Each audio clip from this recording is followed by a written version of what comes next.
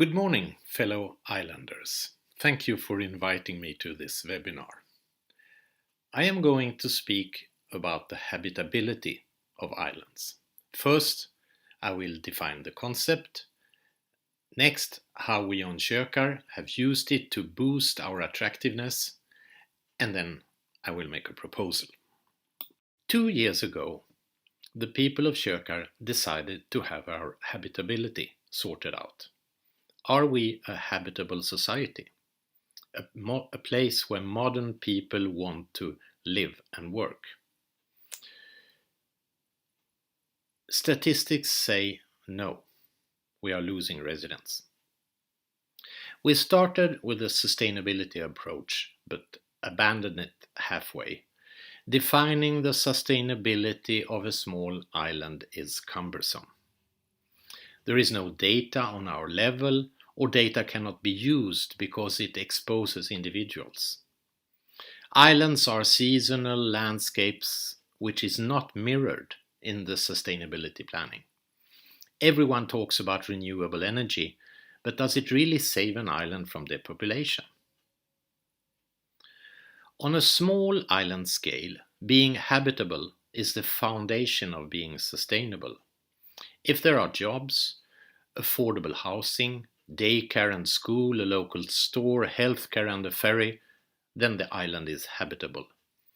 If it is habitable, it can take care of its humans, its nature, and attend to the surrounding sea. Getting our habitability sorted out. We set up a project and got some European Union funding for 2 years. In organizing the project, we paid much attention to formal and informal processes and making our citizens participate in the work. In the end, some 130 people have actively been part of this journey. We are 236 residents. We investigated what the United Nations, the European Union, Finland and our own government on the Åland Island mean by sustainability. But we found it too complicated and difficult to use on our scale and threw it overboard. We studied what the French did in the 2016 pamphlet L'Essentiel on the islands of Le Ponant. Then we turn to attractiveness, launched by Professor Ioannis Pilanis in the 2011 ESPON study of European islands, Euro Islands. Ioannis wrote, "An area that is no longer attractive for establishing competitive economic activities and attracting or retaining active population will witness a reduction of its socio-economic base and its overall viability, and will diverge increasingly from the European Union and national goals for sustainable development, as well as those for economic, social and spatial cohesion." This led us to the term habitability, which includes 7 areas. 1. Prosperous people. 2. Trust and participation. 3. Clean water. 4. Ecosystems in balance. 5. Attractiveness. 6. Renewable energy. And 7. Local economy. Within these 7 areas, we defined 40 measurable indicators. We checked what we knew about our present habitability, like water and energy consumption, housing, poverty and loneliness, safety, price levels and emergency care, and the rest of the indicators. And we realized we had to make some additional research in some areas for which we used our EU funds and, for example, the Clean Energy for EU Islands Parallel project. We measured how we perform today. For each indicator, we had a scale of 1 to 4, where 1 is very bad, red marked in the diagram, and 4, green, is excellent. And we visualized this in a diagram. From the description of our present situation, we selected the most important fields of development to make us more habitable. And with this, we made a roadmap.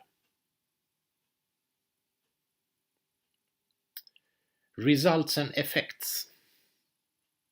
We, the people of Kökar, believe we have found a smart, manageable way of addressing one of the greatest threats to the small islands of Europe, depopulation. Renewable energy is not the key. There are 7 keyholes. Each individual island needs to find keys that fit their individual challenges.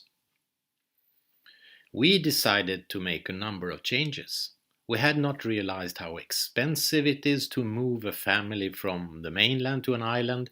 We made some tax reductions in favor of newcomers and especially families with children. We are developing our immigration team further, and we are using the fact that it is allowed to organize schooling at home on the Åland Islands. We cannot measure the effects yet. What we suggest. Kökar would be happy to take a lead on this. Habitability is simple but not uncomplicated, and every island needs to engage its citizens, define their own indicators and how to measure them, run a decent, open, inviting process and make an individual roadmap for the island. It took us 2 years, but we believe it takes 1 year now that the concept and the tools, diagram, step-by-step documentation exists. It's an excellent subject for leader funding. Training the trainers. We would need an island-oriented university to set up a train the trainer course. 2 or 3 months long, distance learning of course. The goal would be to teach islanders how to stage and navigate a local development project based on the habitability concept, which involves defining, measuring and developing the attractiveness of their small island community. 2 persons is ideal to run such a local process. People from the same or from different countries who have undergone the training could form a community and be of much help to each other.